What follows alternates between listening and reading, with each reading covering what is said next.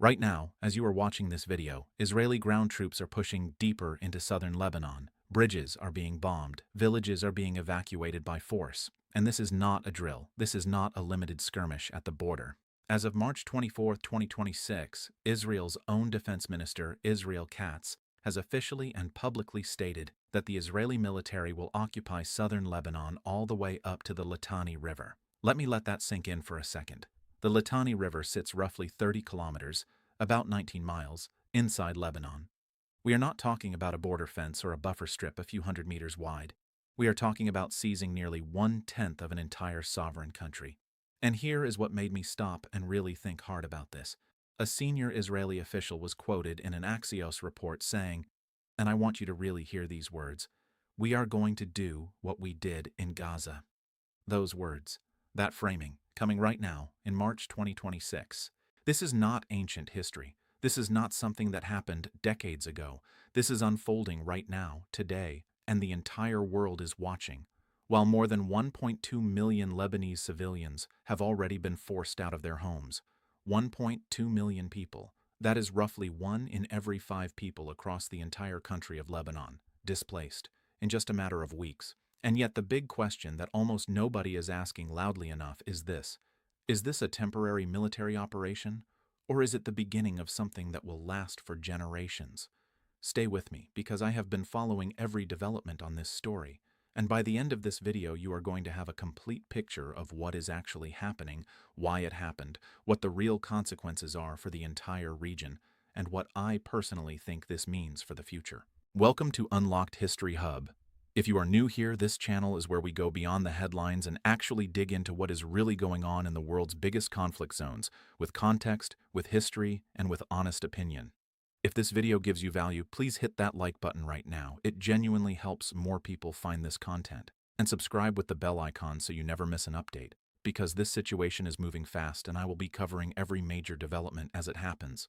Also, if you want to stay connected with the very latest news and updates in real time, make sure you join our WhatsApp channel. The link is right there in the video description. I post updates there regularly, and it is the fastest way to stay informed between video uploads. Now let us get into this properly, because there is a lot of ground to cover, and the history behind this moment is just as important as the headlines. To understand what is happening right now, you have to go back. And I mean way back, because Israel and Lebanon have one of the most complicated and painful histories of any two countries in the modern Middle East. Israel first entered southern Lebanon in 1978, establishing what it called a security zone. Then came the far more devastating invasion of 1982, which drew Israel deep into Lebanese territory and led to one of the most tragic episodes of that entire period. Israel maintained a military presence in southern Lebanon for 22 years, from 1978 all the way until May 2000, when it finally withdrew under pressure from sustained guerrilla resistance by Hezbollah. That withdrawal in 2000 was seen across the Arab world as a historic moment, a moment where persistent resistance had forced one of the most powerful militaries in the region to back down. Hezbollah used that narrative for decades as proof that armed resistance worked. Then came 2006. Israel and Hezbollah fought a brutal 34-day war. Thousands of Lebanese civilians were killed. Southern Lebanon was hammered by airstrikes and artillery. But when the fighting ended, Hezbollah was still standing, and UN Resolution 1701 was put in place, requiring Hezbollah to stay north of the Litani River and disarm south of it. That resolution was supposed to be the framework that kept the peace.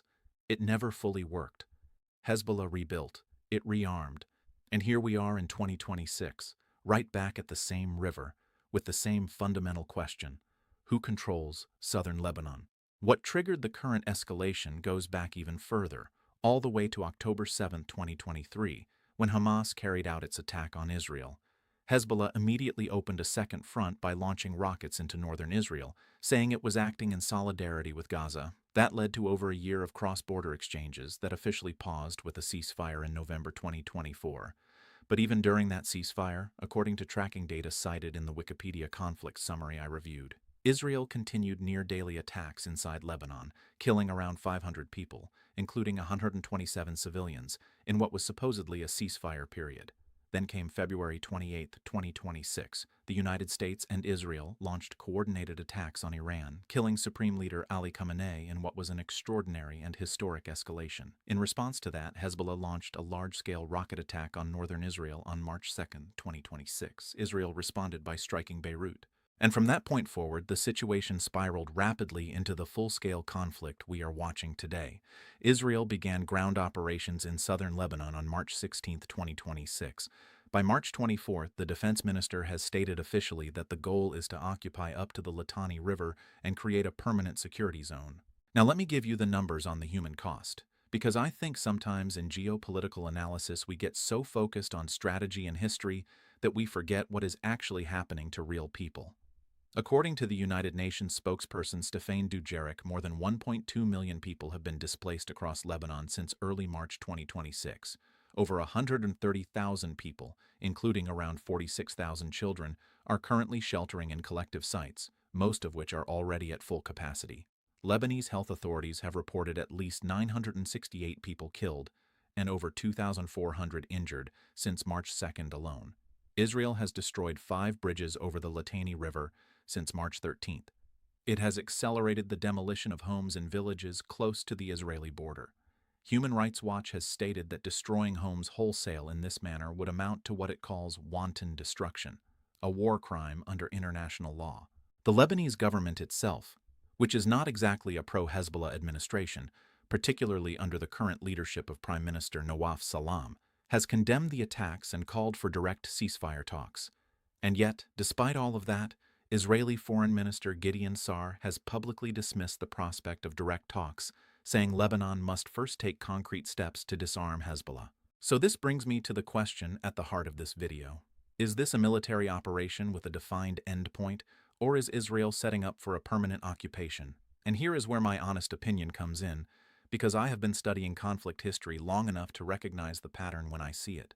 When a country deploys 6 military divisions, roughly 100,000 soldiers, along a border, destroys civilian infrastructure like bridges and homes, issues sweeping evacuation orders across an entire region, and then its own finance minister goes on national radio and says the Litani River should be the new Israeli border, that is not the language of a temporary operation.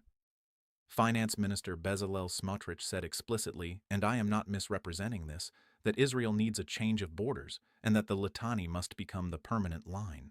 Now, to be fair, Smotrich represents the far right of the Israeli political spectrum, and his statements do not necessarily reflect official government policy in their entirety. But the defense minister's statement on March 24th about controlling the security zone up to the Litani and ruling out the return of displaced Lebanese people is official. That is the defense ministry, that is policy language. And the Israeli army chief said on March 22nd that this operation has only begun and would be prolonged. Those are not the words of a government planning a quick in-and-out raid. What makes this genuinely different from previous Israeli operations in Lebanon, and this is my core analytical point, is the geopolitical context surrounding it. In 2006, there was no U.S.-Israeli war on Iran as a backdrop. In 2006, Hezbollah's leadership was still fully intact. In 2006, there was no simultaneous operation in Gaza that had already been running for over 2 years. Today, all of those variables are different. Iran has been struck directly.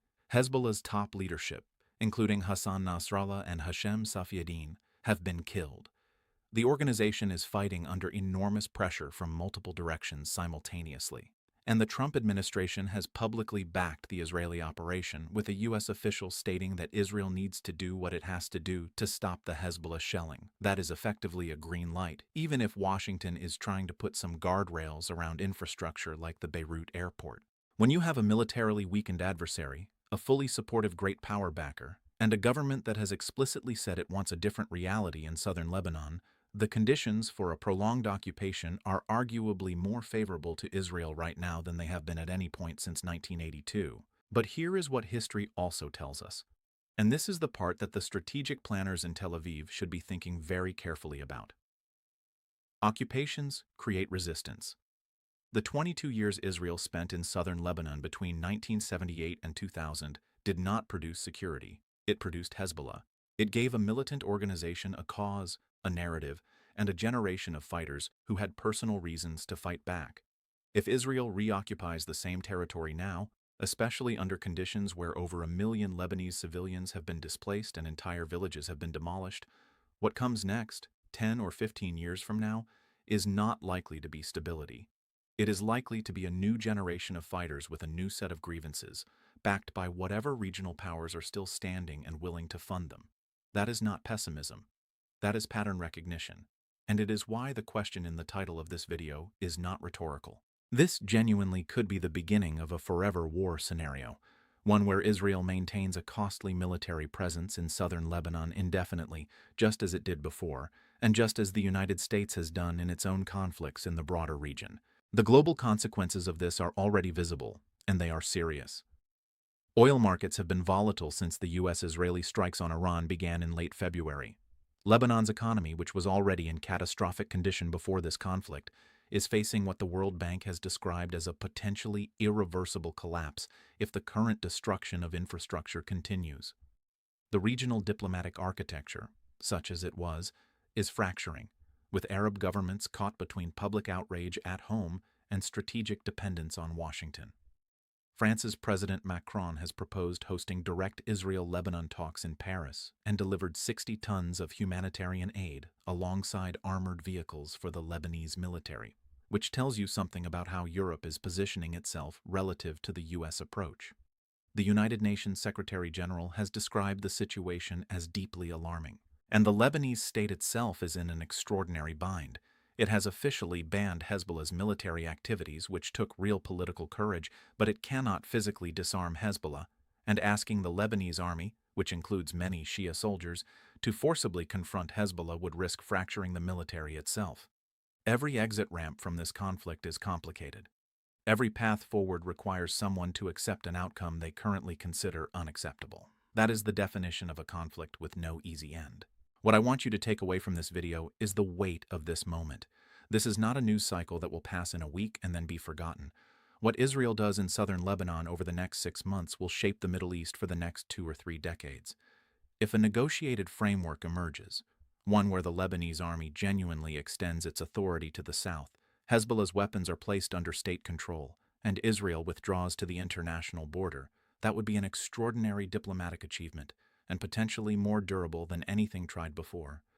But if the occupation takes hold, if the buffer zone becomes permanent, if the displaced million do not return to their homes, then what we are watching right now is the beginning of a chapter in Lebanese and regional history that will be studied, mourned, and probably repeated for a very long time. Before you go, I need something from you, and it genuinely matters for a channel like this one.